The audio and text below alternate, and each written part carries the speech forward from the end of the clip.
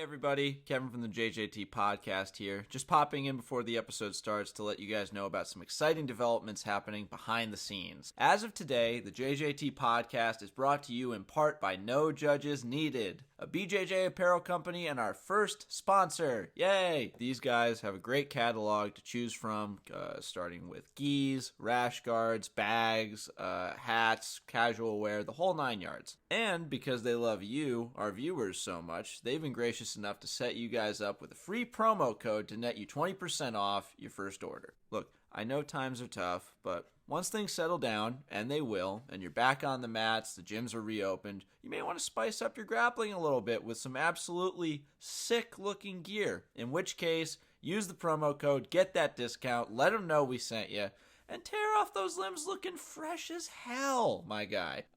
Just realizing that I forgot to say that the code is JJT, all uppercase, for our audio-only listeners. All right, that's it. Special thanks to No Judges Needed for taking a shot on us. We won't let you guys down. All right, now back into this episode, and oh boy, it's a doozy. Hello, everybody. Welcome back to another episode of the Jiu-Jitsu Times podcast. Still in quarantine, still shaking ourselves loose, still giving you the content you desire.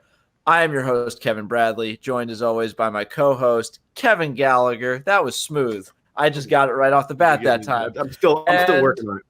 We're just racking up the star-studded guest, easily our most mobile guest in the history of our show. He is just all over the place.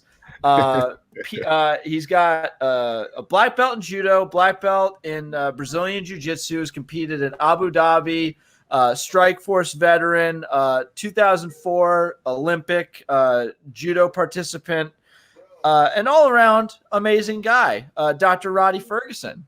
Dr. Ferguson, thank you so much for coming. Everybody's a little antsy today, so we're going to give him the leeway to walk around his kitchen while he speaks. I have to get my coffee. I have a fix, man. I like drinking coffee. I got to get my coffee. When I get my coffee, I'm going to go sit down, but I got to make my coffee. And you're good, man. I remember the last time we had an interview. You had your big coffee in front of you. That was exactly. It's like a thing for me. So I never wrote that damn article. I'm such an asshole. I still have it. I'm making it up to you by the Jiu-Jitsu Times podcast. Even when I coach and when I teach, when I do seminars, I have coffee. But I was doing a seminar one time, and my professor Ricardo Laborio was doing the seminar with me. And when I was on the mat, I had my coffee, and I was talking, and I had my coffee, and Laborio walked up to me and took the coffee out of my hand and set it down. Hey, what are you gonna do, right? Yeah, nothing. Exactly. You know what I'm saying? How many pots do you think you go through in a day? I don't drink as much as I used to. Okay. You like how I answered that? Yeah, very good answer. It's like the man who was. It was a joke about the man who was cheating on his girlfriend. He said, "I'm not gonna do it no more," and then she walked in on him and caught him having sex with a midget. And he was like, "Hey man, I thought you said you were gonna do it no more." He said, "Can you just see I'm trying to cut down?" Good analogy. So let's talk a little bit about. I'm gonna tell my mom she can skip this episode. Yeah. I had an interview with you the last time, and you had some great stories about Ricardo Laborio, and I want to try to get into that. You know, obviously we know you're amazing. We're going to get to some of your stuff with the Olympics because I know you got a lot of stuff to talk about with Olympic athletes. And I know you got a lot to talk about. Everybody, we're at home now. This is real time. We've got kids and everybody running around, so everybody's cool with that. That's what happens. I know you had some experiences with Ricardo Laborio in the very early stages of American Top Team. So, for those of you that don't know, some of our less than understanding viewers that might not have as much understanding of jiu-jitsu history, Ricardo Laborio is generally recognized as one of the greatest jiu-jitsu practitioners on the planet, and also one of probably the baddest men alive. Tell us a little bit of and it's the fun part about it is that he's not as recognizable, and he isn't someone that competes regularly anymore. So it was kind of like folklore knowledge throughout the jiu-jitsu community that Ricardo Laborio was the baddest dude alive. Tell us some of your stories and some of your opinions on that, and if you think it holds true or not. For sure. There's two sides of the family, and Ricardo Laborio is the equivalent of Rickson on the two opposite spectrum. The Carlson side, right? Yes. Right. So there's Rickson and Carlson. Rickson was with Haleo, and then Carlson was correct. And then there's the Carlson line, right?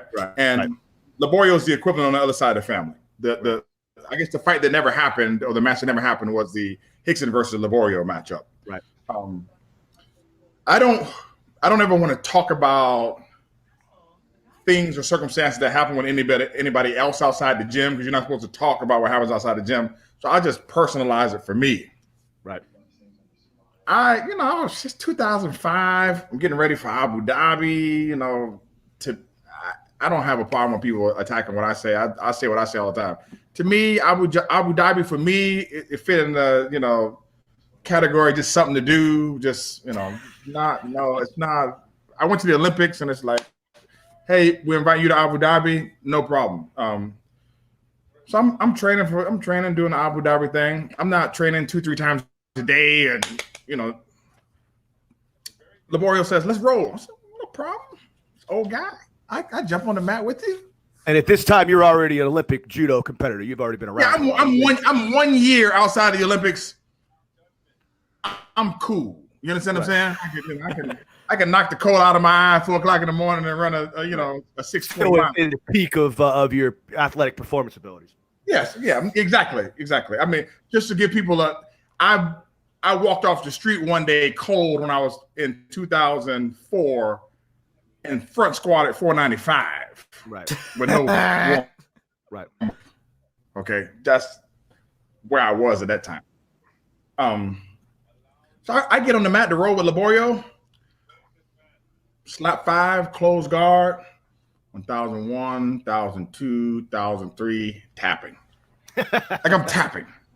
Right. I thought he grabbed my sleeve, put his right hand on the outside of my knee, lifted his hips up, turned, mount, and then choked me.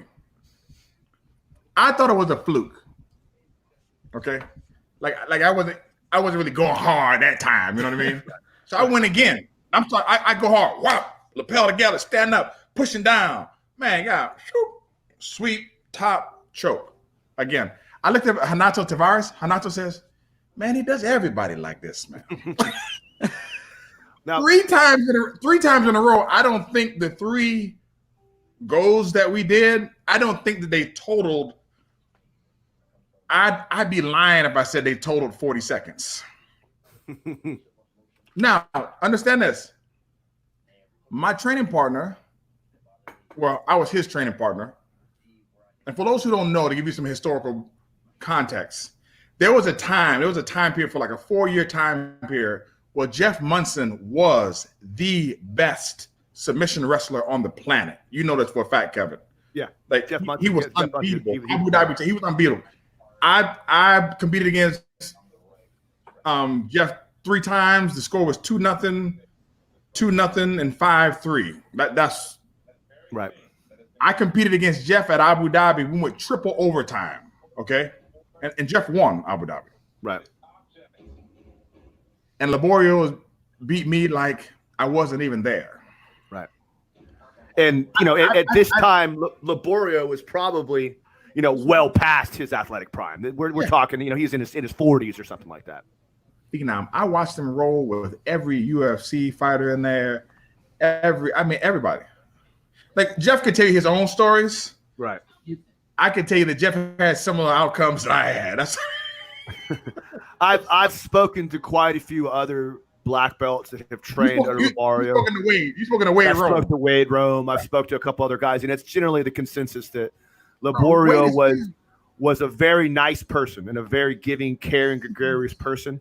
But if you ever dared to cross his opinion or to not give him the respect that he knew he deserved, even if he hadn't trained for 3 months, he would put his gi on, come off the mat, and be sure to tell you that you had made the mistake of doubting him. He told a few stories about MMA opportunities too, and again, I won't drop names, but a few very significant names in the early days of MMA that were training an American Top Team that would question Laborio's words or question his techniques or were half-assing it when they were sparring. And Laborio would subsequently get in the cage and tune them up. And not to the point of tapping, tune them up to the point of teaching them a lesson. Bro, that wasn't the case. That wasn't the case with me. He just wanted to roll. And I was cool. Right. I can mention it because it's a good friend of mine. Fabiano Silva.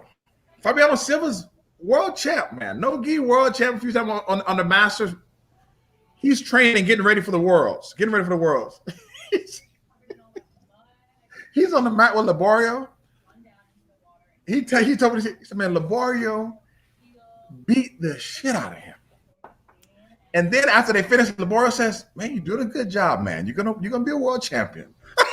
Yeah, you're gonna get there one day. Listen, he leaves. I got a week or two later, goes to the Worlds, wins the World Championships. He said, man, Laborio told me I was gonna win. He said, Rhadi, because the Brazilians call me Haji. He said, Haji, I felt so bad after going with Laborio. He said, I didn't think I was gonna win. He said, I thought I was horrible. He said, Laborio told me, man, you're gonna win the World Championship. He said he won and won the World Championship. Absolutely amazing. Laborio's amazing, man. Like he's amazing. Like when you sit down and talk to him, it's like when he gets on the mat, it's like he cuts the top of his head off and he just sits there and just and the information is just pouring out so fast, you know. It's unbelievable. It's like drinking from a water hose. I've had the opportunity to take a seminar from Laborio, and it's always fun to really see someone that has a true mastery of something. Because I consider myself to be somewhat of a master of the art of jiu-jitsu, but I'm also, when you obtain that level of understanding of something, you also understand that you don't know anything. You understand right. how that paradigm continues to open up for you.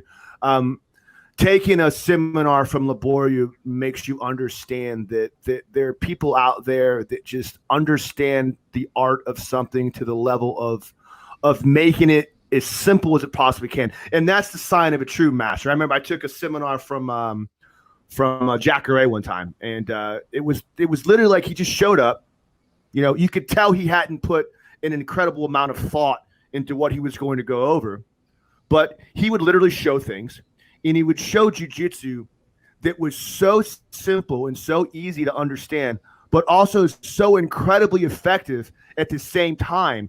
And that was the same feeling every time I got about hanging out from Laborio, that he would show things at its absolute most essential and eliminate all of the fuss to make it so easy and so streamlined that anybody could get it. The lower level belts could understand it for some simplicity. But and the higher level belt could also get complexity, right? The complexity of it, exactly. And that's a true master or something. So tell us a little bit about, I mean, we all, if we didn't know, we kind of went over it a little bit. You were a judo competitor. You competed in the Olympics in judo, which is, a feat on and of itself.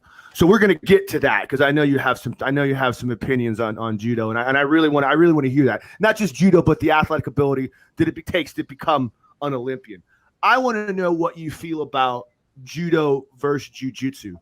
After you rolled with Laborio and you got off the mat, at that time, had you been training jiu-jitsu for an extended period of time? What belt do you think you were in jiu-jitsu at that time? I was still a brown belt. I was at the end. I was at the end of my brown belt, getting ready to. And you trained with Lord Irving most of the time for that area, right? Yes. Yeah. Okay. Cool. So, based upon that, what did you feel were the pros and cons, judo versus jiu-jitsu? And which do you feel, and this may be a dumb way to ask it, so maybe not a very good question, and maybe you can help me with explaining it. Just for lack of a better way to explain this, what do you feel would be better or worse, and why? I don't even get into a better or worse discussion. Right. Like I said, I don't like the question, but you get the general. I think they're both great arts.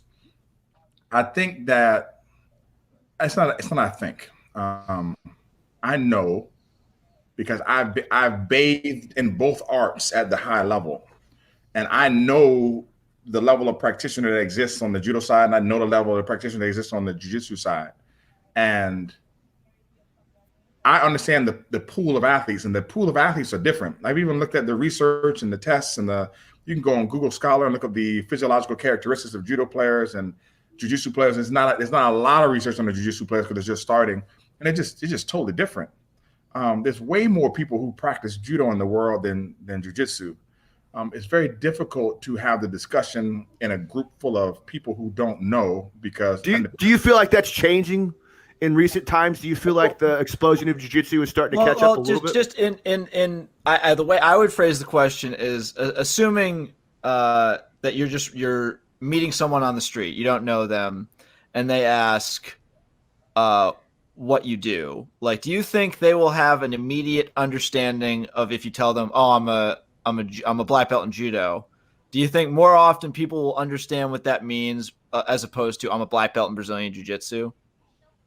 I'm gonna answer your question. Yeah. Where am I living? You live in Florida, right? Yeah, but it all depends on where I'm living when I answer. Oh, okay. United States. United States. Yeah, United States is, yes. But we have a nationalistic media sensationalized culture where we believe everything that's on UFC, and jiu-jitsu is very big in the United States. Okay. What about Europe? There are Well, forget about what everyday Americans think of when they're watching, untrained Americans think about when they're watching UFC. I want to know what you, Dr. Rhadi Ferguson, PhD, judo Olympian, recorded laborio, black belt, feels about the jiu-jitsu versus judo debate. I think that there are a lot of individuals who need a higher level of understanding about the debate, about the debate, and about the athletic pool. I'm not getting into the discussion of, can I kill you with a sword or can I kill you with a knife? I mean, yeah, I can kill you with both. The issue is, what does it take in terms of difficulty level to achieve the level of world champion in jiu-jitsu per what it takes to achieve the level of world champion in judo? Are they the same? And the answer is no. One is more difficult than the other. What makes it more difficult than the other is that judo has a colander in place, a sieve in place that whittles down those individuals who shouldn't be there, and only the top people in the world at the world championships. I ask people like this: how do you go to the Jiu-Jitsu World Championships? What do you do? Sign up. Yeah, it's true. No, that's how not only do you sign up, you tell your friends on Facebook, "Hey, I'm gonna start training for the Worlds." Now, Kevin, all right. Do you think you can go sign up for the World Judo Championships? No. Qualify. You have to qualify. Now, regionally, accumulate points. Now, this gives Abu Dhabi some credence over a period of time, correct? Because Abu Dhabi has put in a qualification process. Regional. The thing about Abu Dhabi is still a subset of the grappling community. These are like nichealized sports. So you are going to get better people over a period of time, and it is more difficult to get to Abu Dhabi. But the amount of athletes, like the top 10 people in the world on the jiu-jitsu side, on the gi, and the top 10 on the no-gi side, and the top 10 submission wrestlers and the top 10 UFC guys don't have the same athletic ability as the top 10 freestyle judo wrestlers in the world. It's not the same. If we measure, what do you measure? You measure strength, you measure explosiveness, you measure VO2 max, you measure sit and reach. Like, there's a different level of athlete available. It's the same reason why, if we're recruiting for football and win the NFL, that a guy can play for Yale and rush for 2,300 yards, and there's a running back from Alabama who rushed for 1,000. I'm taking the guy that played at Alabama.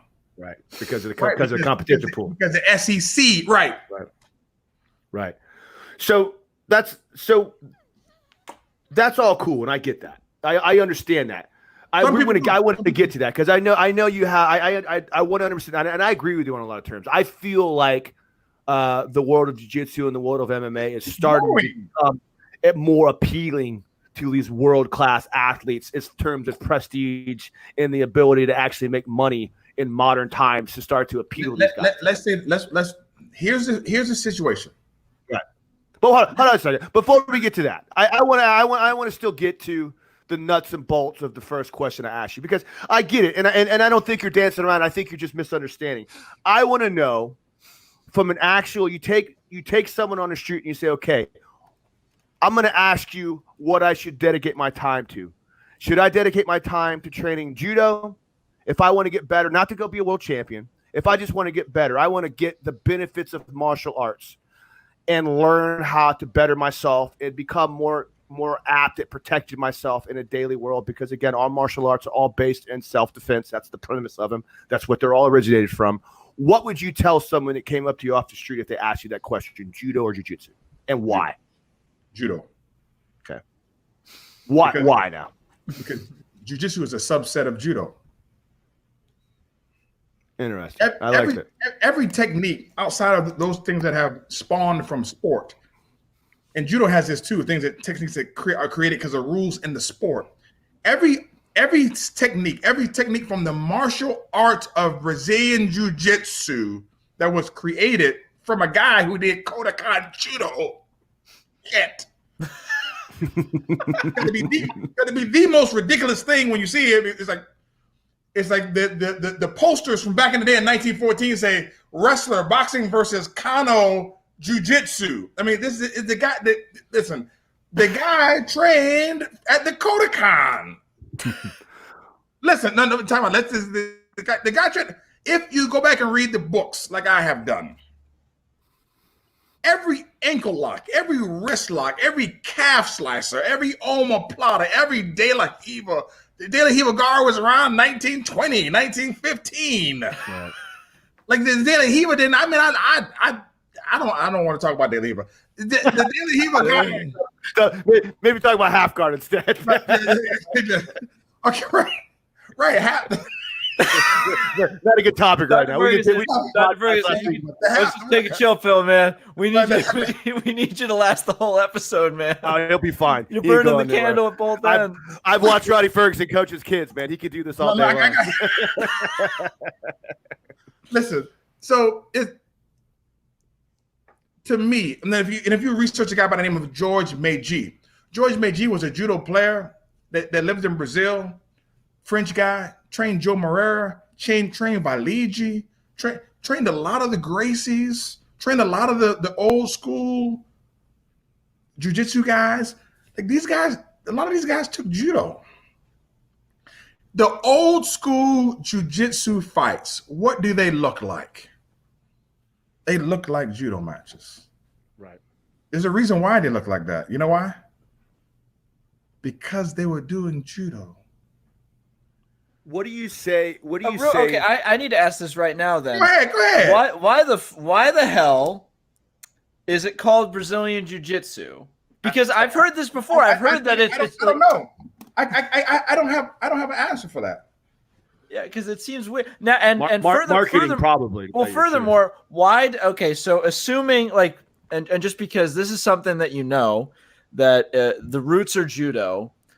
How did jiu-jitsu and judo develop so differently into how different they look today, where like in jiu-jitsu it's like a lot of pulling guard, a lot of inversions, and judo does judo look more you're having a different discussion. Okay. That's a discussion of art versus sport. The arts are the same. What you see in the manifestation of the sports are different based upon rule set. Now, the what you see in terms of the judo side, judo is going to be based upon what is going to look great on television. Case in point, if we look at the mixed martial arts marketplace in Japan or overseas, they're not standing people up right away because they don't have that culture where they come from a hardcore boxing or striking culture. When you're on the ground in UFC, they start booing, boo, boo, boo. In Japan, they get quiet and get excited. In Japan, they exactly. They don't stop. They sit. They watch. They actually clap when a sweep happens. When there's no punching, it's a very different marketplace. Now, when it comes to judo, the rules in judo had to change because judo is an Olympic sport. I had one guy in one of these Facebook chats with the geniuses that I hang out with on Facebook.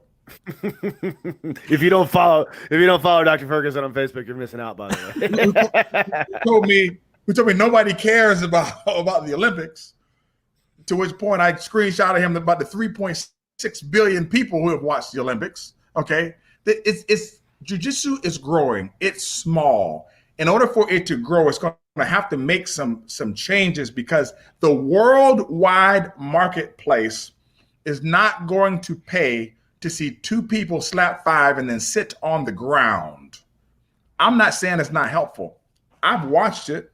I know that you can win the matches like that. Nobody is going to pay. And for it to get to the Olympics, it bypasses what we call Olympism, or the spirit of the Olympics, in that when you slap five and you sit down, you actually take an advantage that you have not worked for. That makes sense.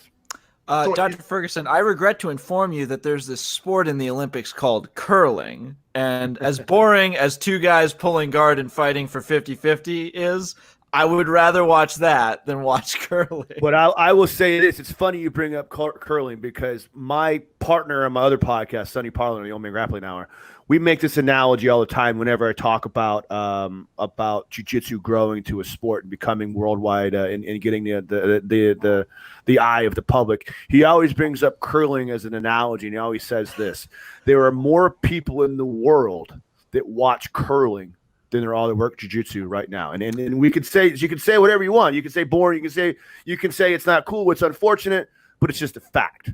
Oh yeah. Let me tell you something. They are not putting something on television that is not going to earn commercial dollars. Right. People, there's an appeal to it. The problem that judo had and still has is that it has too many rules. People cannot, they look at it, they don't know what the hell's going on. People getting penalties, they don't know, so they turn the channel. With curling, this guy's, he's flicking this thing down and he's trying to knock this thing off and put his thing in the middle. It's like a kid game. Are you a proponent of rules in martial art competitions? Of course, otherwise people would particularly die. No, I mean, I don't mean that. You obviously got to have rules. But are you? That's one of the knocks I hear on judo in particular. Are some of the rules changes they made in, I think it was the early 80s, early 90s, where they took away a lot, that you're not allowed to attack the bottom half of the body anymore. You're not allowed to shoot double legs. That happened after 2008. Right. So are you a proponent in that in terms of leveling the field? Because, in essence, what it does is it takes away from the true art of it. Because now if you're taking away the option of holding on to somebody's belt or holding on to somebody's legs, in essence, they're not using the true arsenal of attacks that they have. So it's not pure jiu-jitsu. That's not what it's about. Pure judo, right? That's really not what it's about. It's about creating more high amplitude throws for television. Because the guy who is tall has an immediate advantage that he can use his legs, and somebody like me can't grab them. Right. So a tall person has an immediate advantage. I say that in regards to watering down the martial arts aspect of a sport. It didn't water down the art. Jiu-Jitsu is going through the same iterations that judo has already gone through. It's going to continue to go through. Right now, you see this big buildup of the argument of jiu-jitsu the art versus jiu-jitsu the sport, and how the sport is impacting the art. It happens like that. It's going to always be this volley back and forth of how art impacts sport and sport impacts art. With judo didn't change. The rules of the sport of judo changed, and that sometimes impacts those who teach it. But you can teach judo in your club the way you want to, with leg grabs and everything. But the point I'm trying to make is, and this is what a lot of the knocks that the old school jiu-jitsu practitioners have on modern jiu-jitsu. The point of the matter is if you're training with the rules of competition in mind, now you're automatically eliminating tons of options for success, which in terms makes the martial art of what you're training to be less effective because now you're limiting your options if you're training for a competition. How do you feel that is occurred? Do you feel that's something we should be concerned about? And I know it's up to the different instructors to train upon that, but obviously, if I'm training for an IBJJF match, I'm going to consider the rules of the IBJJF in my training when I'm going out to train. The same way if I'm training for an ADCC or if I'm training for some showing match, I'm going to keep those in mind. Right. To answer your question, I don't think it makes the art less effective. The art is still effective. It's like Greco-Roman wrestling. Like nobody's complaining about Greco. Greco's strictly upper body grappling only. It doesn't make Greco any less effective. Greco is effective. You go with a Greco guy, what they do is effective. It does not provide for every movement possible because it creates too much, randomness. You have to reduce the amount of randomness that's in a sport. Otherwise, anybody can win at any time. That is not what the powers that be want. They don't want anybody winning at any time or everybody having a puncher's check. They don't want that. And I think that a lot of what I think that one of you can't market your sport off of that. Right. I heard somewhere that one of the reasons why, and I'm only using this as an example, because you can use this example in the world of Brazilian Jiu-Jitsu too. Some of the rules they made in line to help with leveling the playing field a little bit towards jiu-jitsu minded competitors in terms of wrestling. I think that one of the reasons why they took the double leg out of, this is just what I heard, maybe you can correct me if I'm wrong. One of the reasons why they took leg attacks out of judo matches is because they were concerned about wrestling oriented competitors coming in and just shooting double legs all day long and winning matches as wrestling and starting to eliminate the art of actual judo into the matches. When people said that, listen, there's no world-class freestyle Greco, and there's no world-class wrestler going to walk into a judo competition and win anything. Put a gi on and there you go, right?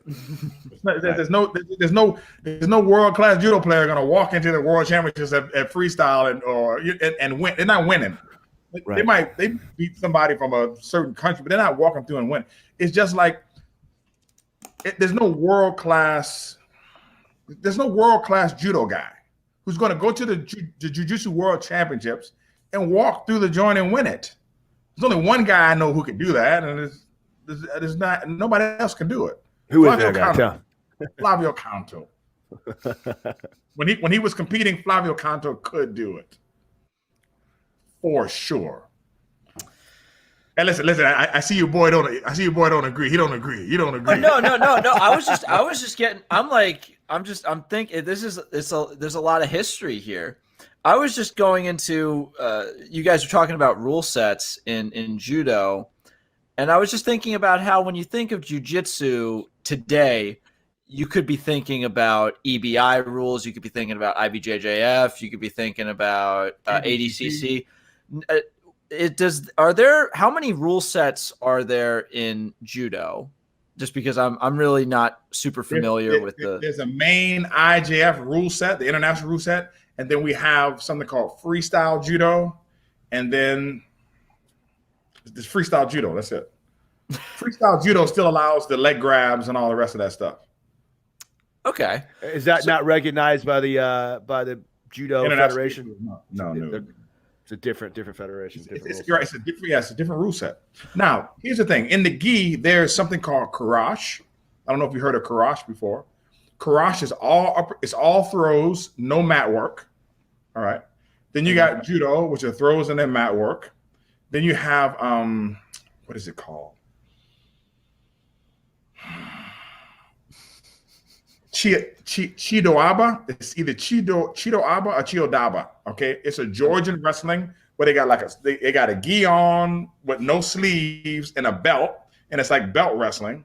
And then we got sambo, which is similar to judo, where you can do the throws, leg locks, and you can do arm bars but no chokes. And then you got combat sambo, where you can punch and choke and arm bar, leg lock, twist and heel hooks. You can do everything. there's just so many arts out there that have sports that specialize in a thing. So the argument of I'm not paying attention to the 50% of the body. It's just as dumb as it's a stupid argument. That's like saying in football, well, because I can't clip the person in the back. I mean, I'm losing 50% of exposure. I should be able to hit this guy in his back. No, man, it's a different sport. Here's the issue I have. People assume that submission wrestling and Brazilian Jiu-Jitsu are the same thing, and they are not. Submission wrestling is submission wrestling. If you do submission wrestling, say that you do submission wrestling. Stop saying that you do Jiu-Jitsu. Once you take the gi off, you can apply the principles of Jiu-Jitsu in that environment, but you are now doing submission wrestling. There's no such thing as no gi judo. I got judo. I got a judo gi.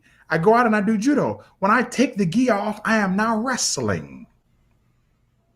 Do you feel like there are pros and cons to training without the gi or with the gi? I mean, do you feel like both benefit one another, or it makes your game worse than ours? Both benefit.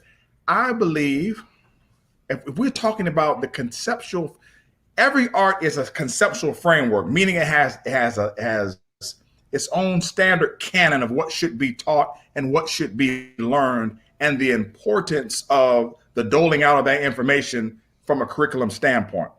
Case in point, if you say, I do jiu-jitsu, okay, that means the expectation of those who are jiu-jitsu experts are that, one, you know how to take people down, two, you know how to pass the guard, three, you know how to sweep.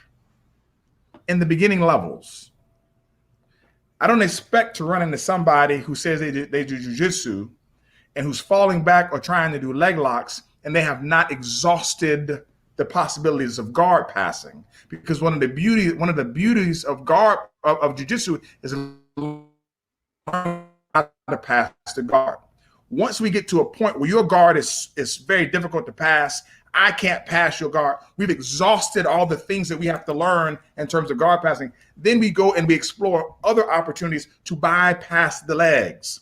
When we put those things in place and we say we do jiu-jitsu, then what we do is we conflate the two arts of submission wrestling and Brazilian Jiu-Jitsu, and they are two separate arts. I don't think that teaching leg locks early is incorrect. I think that teaching leg locks early is incorrect if you say you're teaching Brazilian Jiu-Jitsu. I agree with you in that regard. I will take it a little bit lesser than that, because I personally believe that, like, I don't mind teaching white belts and blue belts how to go for leg locks. I don't think it's wrong at all. I think that it's in the world we live in, because I personally, like, as a competitor on the jiu-jitsu scene, like, I didn't start doing leg locks until almost brown belt. And it just, when I started doing leg locks, it literally blew my mind. And it was like learning conceptually how to look at jiu-jitsu. It changes your whole dynamic. Isn't there that video of is it Helio or Carlson doing a heel hook in the gi? Yeah, Helio doing a heel hook. Well, in the that just goes right back to what Rhadi said further back. I mean, he has books. I've seen these books of judo techniques that are showing heel hooks and showing calf crunchers and showing straight ankle locks in the 1920s from old judo techniques that probably go back and predate that to the early stages of judo. I just say this. What I was getting to the point was this. I agree with you. I don't mind teaching young belts how to do leg locks, but you're gonna learn how to pass the damn guard too. Like, you're not gonna use leg locks as an excuse to not be able to pass someone's guard. One of my favorite analogies for that is this. Matt Arroyo, Matt Arroyo is my black belt instructor. He is, an amazing competitor. He fought in the UFC, jiu-jitsu, ADCC competitor, ADCC qualifier.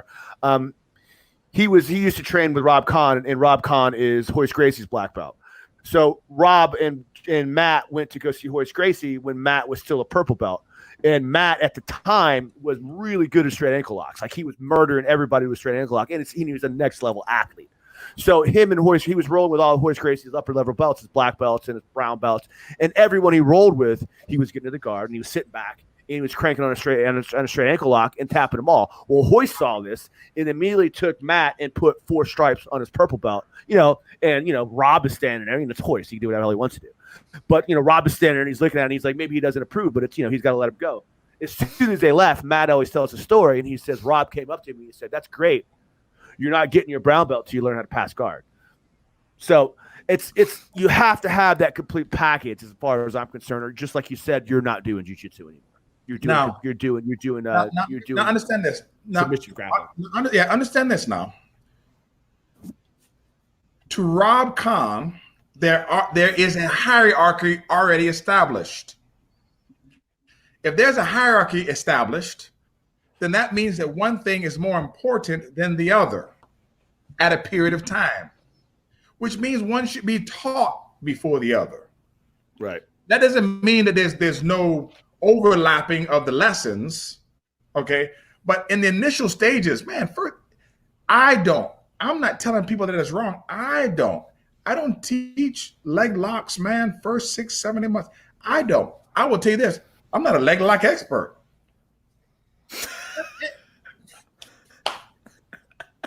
And I won my Strike Force fight with a leg lock. I trained under a leg lock expert, Lloyd Irvin. Yeah, man. Right. I'm good. I got some good transitions. Boom, boom, bam. Finish it out. But I'm not I don't do the deep dive in leg locks. The art that we practice, okay? The art of judo that we all practice. You're like that. It's big enough for all of us to specialize in. Like, I am a grip fighting specialist. Like, when it comes to grip fighting, I am good at it.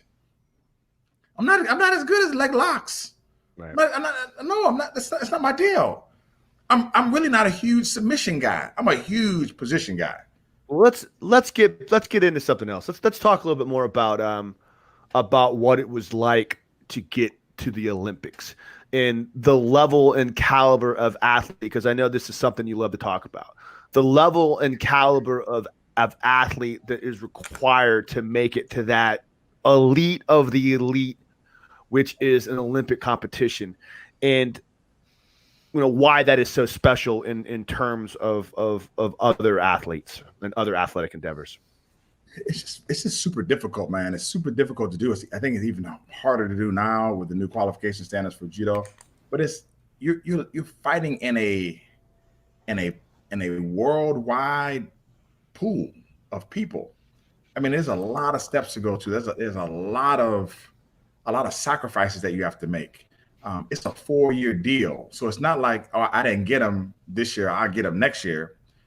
Sometimes you only have 1 shot or 2 shots in your lifetime. One of the major predictors of your ability to go to the Olympics is when you're born. Like, there's certain sports, like certain weight classes in judo, that the sweet spot is 28 years old, some 22, some between 27 and 33 if you're a heavyweight. There's certain sweet spots. If you're born at the wrong time, when you count those every 4 years, then your sweet spot happens at a different time. I mean, we talk about somebody like Jimmy Pedro. There's this guy, Jimmy Pedro, on the judo side. In 1998, I think legendary American Judokan, by the way. He went 83-4. Okay, in 1998, there was no world championship. And judo used to have world championships every other year. So in 1998, there's no world championships. So he doesn't win. He doesn't win a world championship that year. He wins something called the Shiriki Cup, which they don't hold anymore, but it was one of the hardest tournaments out of Japan. Won it. 1999, he wins the world championships. In 2000, he gets 5th at the Olympics. You're just outside of the sweet spot. That is the thing that's very difficult about the Olympics. And that's proof to the testament of the quality of athlete that goes to the Olympic athletics. Because I use that analogy, and I use this analogy. It's nowhere near the same, but like, I'm a very good jiu-jitsu competitor. Like I compete a lot and I love to compete, but that's beside the point. Every year I love to do the Masters Worlds. I go out and I do the Black Belt Masters Worlds every freaking year. And I go out and I do the, the Nogi Worlds every freaking year. And like, I really 100% believe that everyone in my division that I compete against at any given day, I could beat them or they could beat me. But the point of the matter is, it's a matter of being on point at that moment at the highest levels of competition during the time space that you're allotted to be able to do that, to be able to win. So many factors have to fall into your hand to be able to do that. When you're competing on that high of a level, there are very few people that are true outliers. I believe Jordan Ryan's an outlier in Nogi Jiu-Jitsu, and I believe he'll continue to win. But there's very few people that you look at and say, okay, this is the guy that's going to win every single year. Like, you have to have certain things go your way, and the calls have to fall your way. The fates have to shine on you slightly in order for maybe you to be able to win that competition, which is why it's so difficult, because now not only are we doing it every year, we're doing it every 4 years. And after 4 years, like if I had to do everything 4 years from now, you might not be the same athlete you were 4 years ago. And if you've ever like we do training camps, well, you fight against and train against these people all the time, all year long, everywhere. We're good. Right. So if you don't make the Olympics, like I didn't make it in 2000, right, you can feel the difference of the bodies that you're going against as they get closer to the Olympic Games. Right. It's like, oh my gosh, I can't fight with this guy anymore. Like I got hurt training with the guys that were going to the Olympics. Their bodies are so hard, they're in such good shape, and everybody in that pool is raising to that level. It's unbelievable. Like the level of athlete in that Olympic pool when they're getting ready for the Olympics, they're almost machines. Machines. Yeah, machines. I'm hearing myself for some reason. Yeah, a little bit. So you talked a little bit about the the lack of desire after you've attained a goal of that level.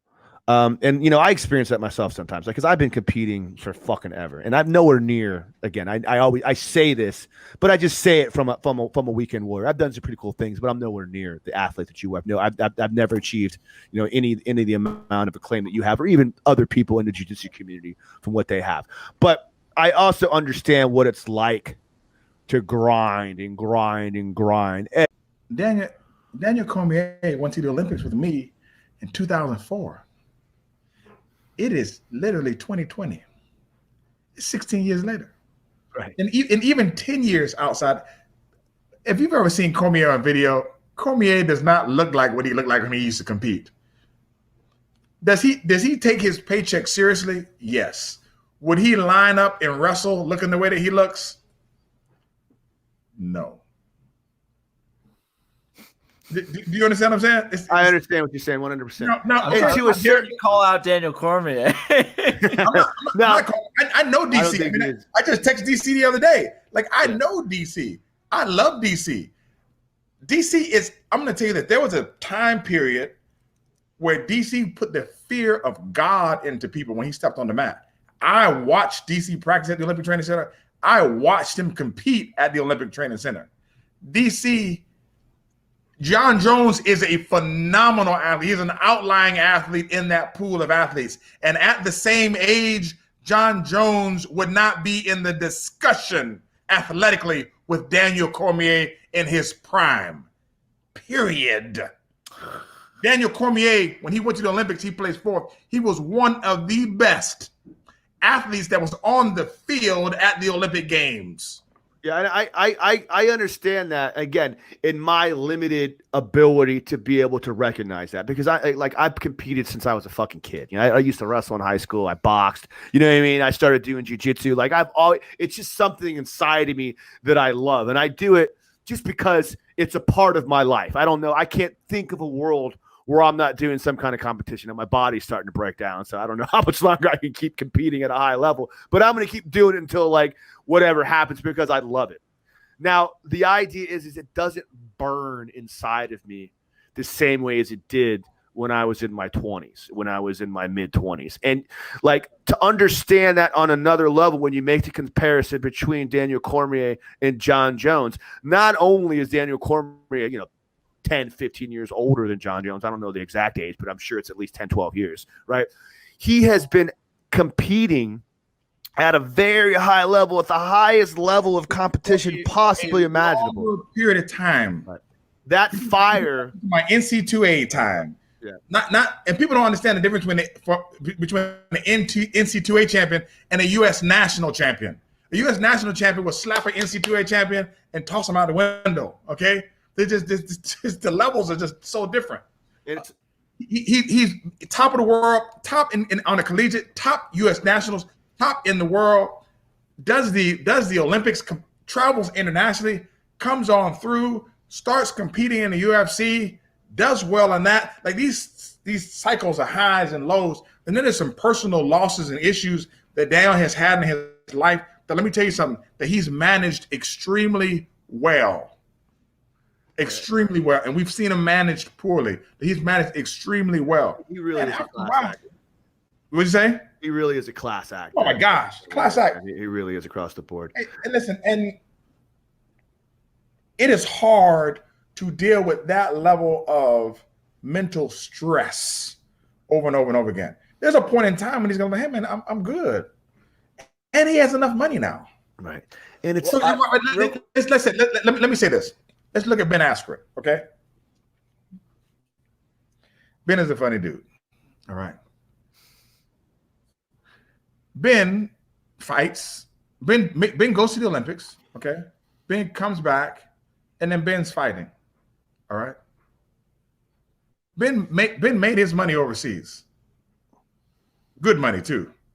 When Ben came to the UFC, Ben had been out of the Olympic level for a while.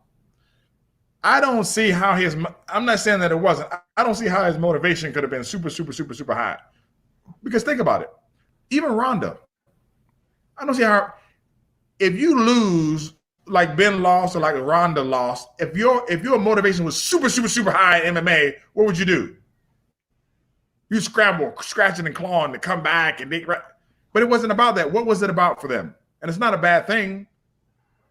Money. I don't know. It's about money. It's about money, right? I think in the case of Ronda Rousey, she was motivated to put women's MMA on the map, and I think that was something that was a deep motivating factor for her. And they rode that horse and they hitched their wagon to her in that regard, and I think it kept her motivated. But I also think she lost a little bit of motivation when she started getting famous and just didn't care about it anymore. So it's a cash grab thing. Yeah. So Ronda starts getting famous. When she starts getting famous, the movie's opportunity comes. When the movie opportunity comes, that time that she should have been laying down that foundation for the stuff that she would need later on in MMA, she didn't do that work. But she grabbed the cash when she could. Right. So that kind of reminds me of Conor McGregor. Like he was rising star in the UFC, has his first loss and he's got like a ton of outside MMA things going on. And he's got his first loss against Nate Diaz. Immediately after that, according to all the interviews from people that knew him and like John Kavanaugh, he's like, no more press, like no more like movie deals, no more like outside appearances. I'm just going to be training. Like I'm just going to be training. That's it. I'm going to tell you why. Because Dana told Ronda the same thing. And I know he had to tell Conor the same thing. Trust me this is Dana's word. First, when I tell you, you're going to make more money in MMA if you just concentrate on the MMA. If you concentrate on the MMA, because of the push that they were giving, you make more money. Like Ronda had a good cash grab, and then she's out. Beautiful thing for Ronda is, man, her agent was the same agent for The Rock. So that's how she got into WWE, right? And then her friends, and then you had what's my girl's name? Not Marina Shafir, but Shayna. Shayna Baszler. Shayna's trained by my man Josh Barnett. Huge wrestling background. Josh Barnett is the man, buddy. He is. I got to hang out with him a couple of times. He's right one night. He was pretty fucking cool. We went to Roscoe's Chicken and Waffles in L.A. and talked shit one night. Bro, awesome, dude. It has an amazing historian mind of the art of fighting. Sorry, go ahead. But just a sidebar, Josh Barnett. Josh Barnett has to be the most eclectic white dude I've ever met in my life. He's a little eclectic is a good word for it. He's a little off. He's a little bit off. He can have a discussion with you about jazz, R&B, soul, death metal, and then jump into judo, jiu-jitsu, catch wrestling, and then talk politics. And let me tell you something, and not sound like an idiot. No. I mean, I'm going to tell you, specifically with Josh Barnett, and I think I brought it up on the show, before I even got into MMA super seriously, I was a huge Magic the Gathering fan. That was my thing. That was my hobby, and all throughout high school. Mm-hmm. And I watched this Magic the Gathering card game YouTube channel, and they said they had a special guest coming on, and this massive Viking looking dude just sits down at the table, and he's like, "Hi, I'm Josh Barnett. I'm the War Master," and he's just playing this card game. And I'm like, who the fuck is this guy? Yeah. And at the time, he was probably, he was Strikeforce champion, UFC champion, professional wrestler from freaking. That's pretty funny to hear. I know a lot of dudes like that. I'm not a lot of UFC guys like that. Hey, let me tell you something. So, I trained with Jeff. I'm really good friends with Jeff, and I talked to Jeff, and I asked him what it was like when he fought Josh Barnett. Jeff Munson, we're talking about now, right? Jeff Munson. Right. He said that was one of the few times in my life where I was really worried about getting hurt, seriously injured. He said, Josh beat me. He said, man, but he didn't try to hurt me. Okay. But he could have if he wanted to. No, he could have, exactly. Because there were some compromising positions where Josh could have really hurt him. You know what I'm saying? Right. He beat him, but he didn't hurt him. Yeah. You know? His catch wrestling is on point, man. He is a tough, mean son of a bitch, man. And all the elements of catch wrestling that incorporate catch wrestling, the meanness, the lack of regard for your opponent. Because I trained with a bunch of catch wrestlers that have trained catch wrestling. One of my black belt buddies, it's one of my favorite training partners in the world. I mean, not my favorite training partner because it sucks every time you roll with him, but he's a big catch wrestler. He's got a big catch wrestling background, and it sucks, man. Rolling with catch wrestlers is the fucking worst. Every time you roll with a catch wrestler, I still believe in jiu-jitsu's hierarchy over that, but that's just my personal opinion. I'm jaded to that regard. But still to that regard. But rolling with catch wrestlers guys is not fun at all. Everything they do, every ounce of energy they have is painful to you. You're gonna have some every time you roll them, something's gonna hurt. There's another story about that. But I think okay, let me say this to this point. Let's get back on track here. So, no. So Josh Barnett, catch wrestler, goes to the No-Gi World Championships in Jiu-Jitsu and wins. That can't happen, man. Right. That can't happen, man. Yeah. There's lots of stories about lots of rule changes too that a lot of these Brazilian guys slightly implemented because they didn't really like the Americans winning all the time in no-gi wrestling. Shout out to Keenan. Every year silver medal. Yeah, no harm. Keenan Cornelius? Yeah. Keenan, I used to coach Keenan. That's right. You probably knew Keenan when he was a kid. Keenan, I never beat Keenan at all, ever. Yeah. He's a phenom. Phenom. Not just a phenom. People forget the days of Lloyd Irvin when he trained there because Lloyd don't mess around. You train like an animal when you train a Lloyd. So your entire existence is training at the gym. And again, I don't want to get into it because you could take that for whoever it was. There was issues that popped up about that. But the long and short of it is you're a trainer. You're a machine, and that's all you do. And Keenan came from that background. I think that's part of the reason why he's a little bit laid back now the way he is now. But. Right, but I'm going to tell you what, man. And Keenan's won. I think he's won a lot more no-gi than he's won gi. Yeah, he has. He always said. Yeah. Then it just he is absolutely. I'm talking about absolutely phenomenal. And to the point, this is one of the things that we were talking about. And you guys might have to cut this up. Anybody got to cut it up. But Keenan said, for sure, gi is more difficult than no gi. He said, well, yeah, he went on one of the Flow grappling shows, and he specifically said that just because there's more options, there's more grips, there's more pathways to victory, and so you got to worry about more combinations, permutations, and opportunities in the gi than there is no gi. Mathematically, it is more difficult. It's harder. The gi is based upon it's a game based upon friction, cloth and cloth. The no-gi game is based upon it's a viscosity game because it's sweat and liquid that allows you to slide in and out. When you think about no-gi, even when you're rolling, you're thinking about I'm going to scramble out of here and get to the next move. You don't put the same premium on getting stuck in a spot like you do in gi, because in gi you're not always getting out. You're not getting out.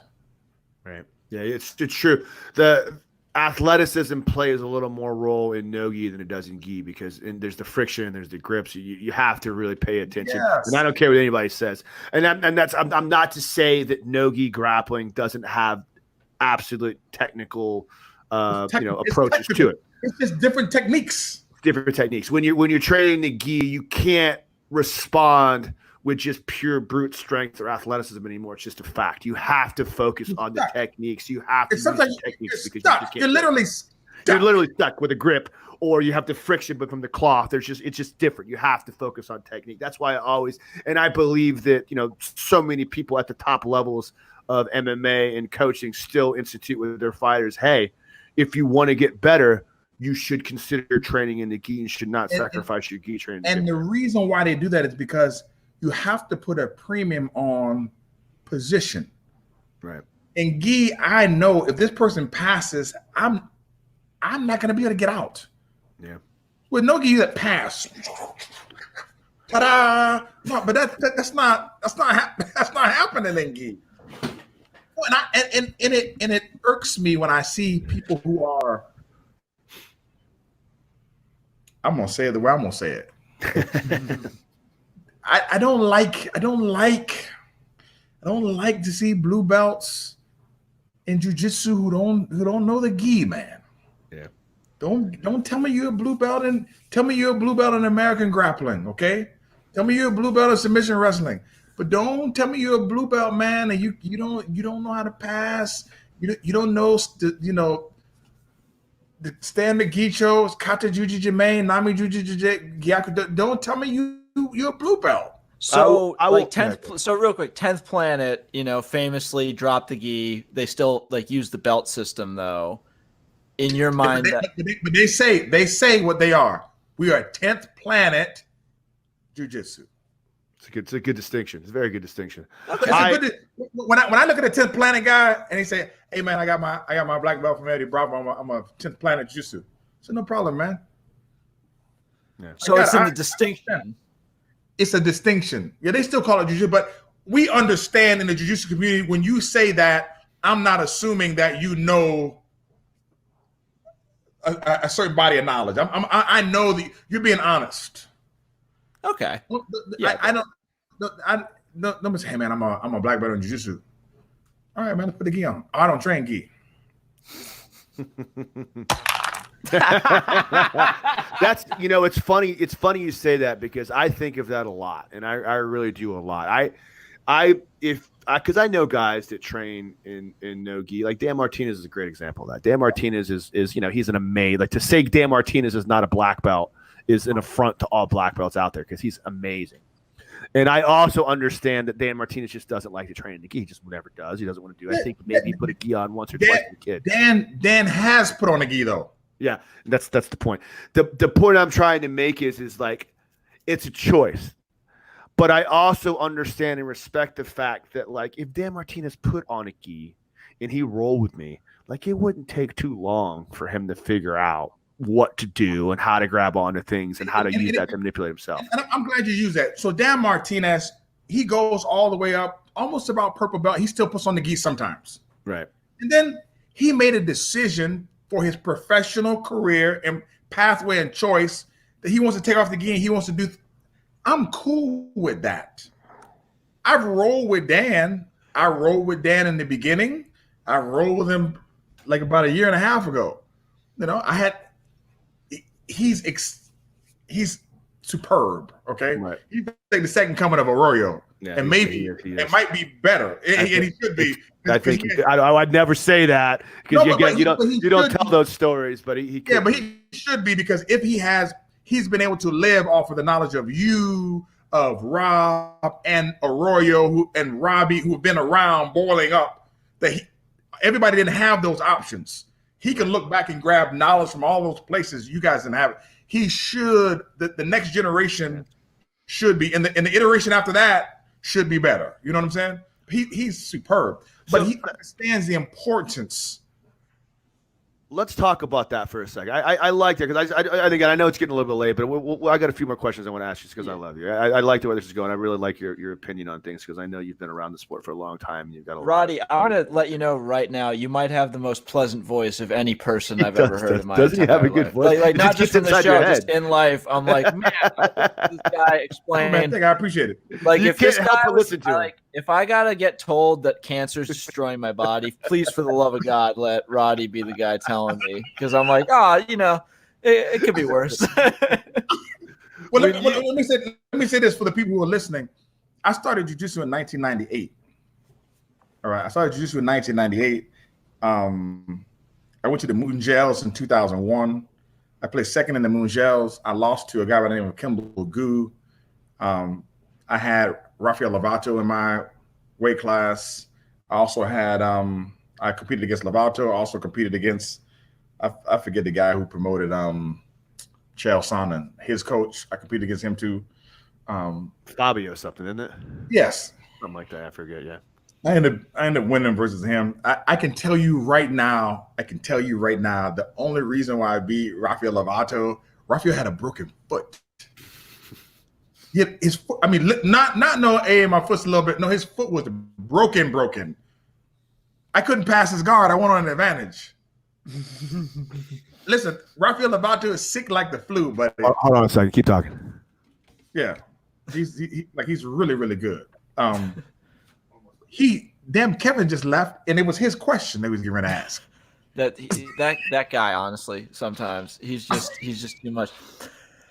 But yeah, you keep going. I want to hear more about the fight, how you felt. So I did. I got second in the worlds in 2001 in jiu-jitsu.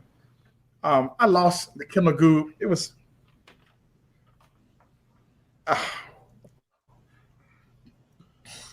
Helson ran on the mat and did the thing, and they did the referee decision, and I lost. And that happened to me too at the Pan Ams. I got second in the Pan Ams.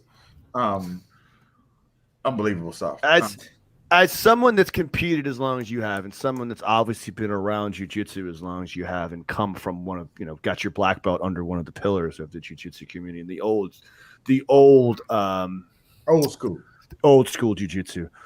When you see modern jiu-jitsu competitions, do you feel like the art is growing or diluting? And I mean that in terms of, because you hear the big debate, you hear the big, you understand where I come from that, because you hear the biggest thing that the old jiu-jitsu heads talk about is how the art is growing less and less from the self-defense principles of I'm kind of the same opinion. What do you feel about that? And what made me think of that is when you talked about Dan Martinez, how he was able to draw from myself and Robbie and Matt to see how the art has evolved over those times. Do you think the evolution of competition jiu-jitsu is starting to distort the original martial art aspect that jiu-jitsu had? I don't think it's going to distort it. It is going to permeate the fabric of its existence, but it's not going to distort it. I think the world of the people who compete, I don't care if it's judo or jiu-jitsu or freestyle wrestling, those guys who are competing, they're innovating. Just like when you competed or I compete, they are innovators. They're given a skill, they're given a rule set, and then they massage their skill set around the rule set in order to come out with a technical advantage so they can win. That is, at the end of the day, what a martial artist does. They are practicing the art. They're practicing the art and applying it to a sporting context. They're moving like water. They're doing exactly what they should do. to knock what they do from a self-defense standpoint, it kind of pisses me off. Okay, I don't do it. I don't teach guard pulling at all, personally, because I believe in the takedown game, and I think that it.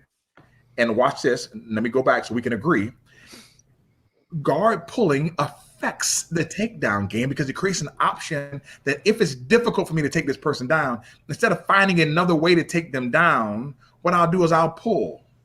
I can't pass the guard right now. So instead of me deep diving on what I can do to pass the guard, I'll go to the leg locks.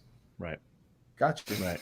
And it continued to devolve based upon that. Exactly. So that is where it implodes, because it implodes at the cognitive intersection where I got to choose if I'm going to go the hard way and Robert Frost this thing and take the road not taken. Look at you.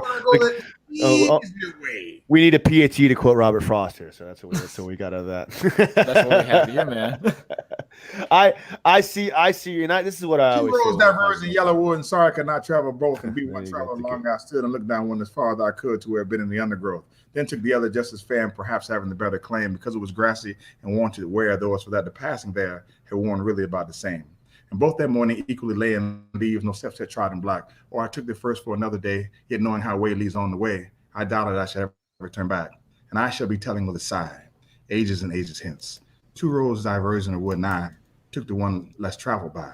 And that has made all the difference. See, we're not talking about Robert Frost. Here's what we're talking about. We're talking about every grappler in the world is going to be presented with a cognitive intersection where they're going to have to choose, do I take the difficult path and find a way to win and figure this thing out, or do I just move over here to the thing that's easiest? I had a talk with Robbie Donofrio the other day. Robbie said, he said, man, once I learned how to do heel hooks, I was heel hooking everybody. It was easy to heel hook everybody. And I just did a deep dive on the thing. Now, most people don't stick around jiu-jitsu as long as Robbie does. Right. So they don't learn all the things that Robbie did pick up and learn over time. 100%. Yeah, I would. Robbie is. What the hell am I getting an echo here? That's weird. Yeah. Robbie is. Why am I getting an echo? Shit. Keep talking. Because you sound so good. You listen to yourself twice. Yeah. An echo on this. I don't know why that happened. I don't think I hear it now. Robbie goes back and picks up everything that he needs because he stayed around long enough. Let's all agree. That the attrition rate that we know that the most of the attrition happens at the blue belt level. Right. And the point I'm not getting the echo anymore. The point I was trying to make is this, Robbie D'Onofrio is a leg lock expert, leg lock specialist. Dan Martinez is a leg lock specialist. Both of those guys will pass my ear guards like it's butter, simply because they understand. Not with the gi on. Not with the gi on. They won't. I shouldn't say that. I shouldn't say that, right? I shouldn't say that. I've rolled with you in the gi. We've got video of that. You're a goddamn good gi practitioner. Yeah, but in no gi, I tell people in no gi, I'm a purple belt. No gi. Right. I always say this when we talk about the evolution of sport jiu-jitsu and where it's come to now and why we see all these things and we talk about the old heads that talk about how jiu-jitsu is getting diluted in that regard. I just think it's ignorant. And the reason I say that is this is because when me and you have to go against each other, me and you are competing with each other, I'm not going to implement an XYZ strategy, ABC strategy easily. Why? Because you understand all the advanced nuances of jiu-jitsu at a mastery level. So whereupon that, I have to branch off. I have to create new and interesting ways to try to confuse you, or to beat you, and pick ways to make things more complicated. In a self-defense aspect, you're only going to go to A, maybe B at the most. It's not going to take you. It's not going to require those complicated routes. Now it might, and you'll be able to implement that, but you're not going to have to. Is the point I try to make. So the self-defense argument is null and void as far as I'm concerned. The self-defense argument is null and void, especially when I start here. I'm not talking about a retired NFL football player, okay? I'm talking about if we take an NFL lineman, an offensive or defensive lineman right now, Right. and I put him in front of anybody, not 100%. A retired guy, not a guy, no, now. That's the point. And he grabs you or me. Yeah. We are going to get hurt. In a world of hurt. 100%. Because they're at that athletic principle. They're at that pinnacle. And the same thing, if you took, say, the craziest guard player on the planet that does all these insane, intense guard manipulations, but still competes at a very high, ridiculously high level of competition, and you put them on a street in an actual self-defense situation, they're going to murder anyone in front of them. You take Marcelo Garcia. And you tell him on the street, Marcelo Garcia, we could say that is the pinnacle of competition jiu-jitsu, right? You put him on the street and you say, well, his game isn't geared for self-defense. He pulls guard. He butt scoots around. That's not – if you put him in a situation, he's going to murder 99.999%. But here's what I tell people.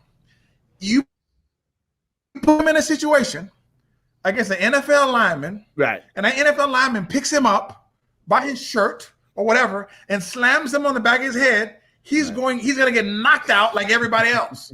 To which I tell people, I said, please understand this. Your technique means dog shit. Technique is not greater than strength. That's bullshit. That really is true. It's only like that. It's only like that if the strength delta is not great enough. I say that all the time, dude. You can get the most technical 10-year-old in the world. I will slap the fuck out of him